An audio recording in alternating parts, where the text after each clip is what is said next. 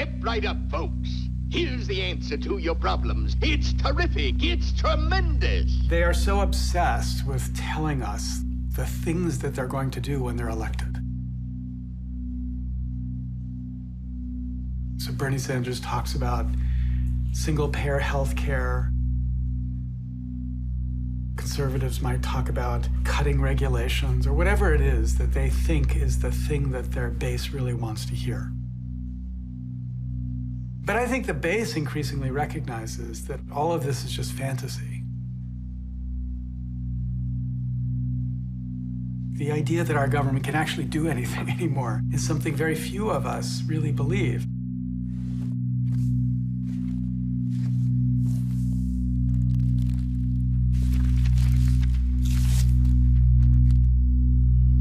One big problem is we don't have time to read the bills the way they've set up the system.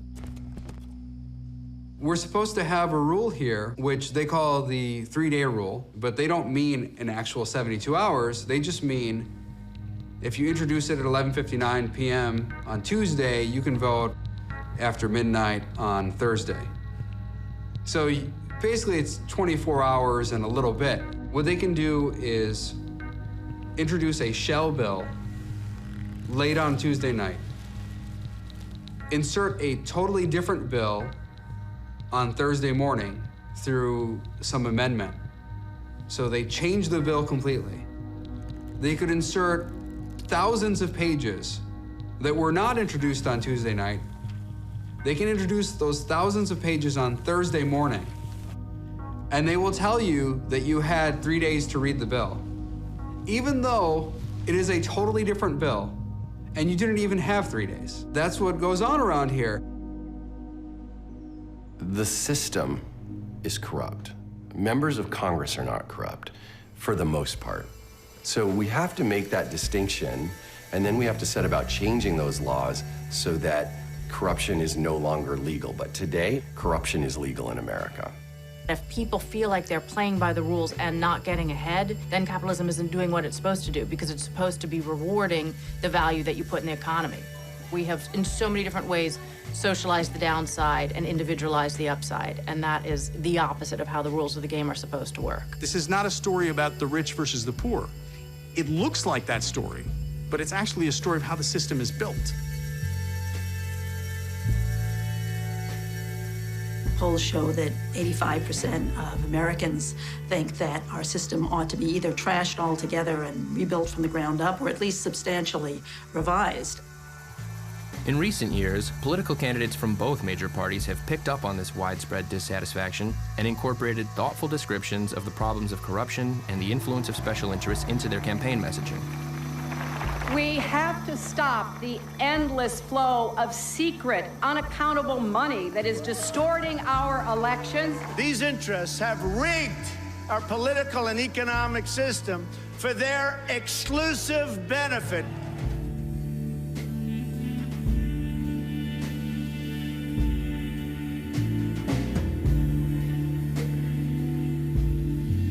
So if 85% or more of Americans want to see major reforms to a system they don't perceive as working for them, and the politicians all say that restructuring that system is among their top priorities, why haven't we seen meaningful change in this century? And if we can't count on candidates from either major party to change this system, what other options do we have? To answer any of this, we first have to understand the shape of the problem. Although our political system was intended to serve the people broadly, there's now a cycle at work that enables corrupting influences to get what they want out of government. It begins with how political campaigns are funded. CRP is a nonpartisan, nonprofit research group that tracks money in politics at the federal level. We work to expose money's influence, often undue influence, over policy and politics. We developed a way to track the money and to categorize it by industry and interest group. The biggest corporations that make political action committees contributions and significant contributions from individual executives give across the aisle. And very typically what we see is they're hedging their bets by giving nearly 50-50 or about 60-40 in favor of whichever party is in power.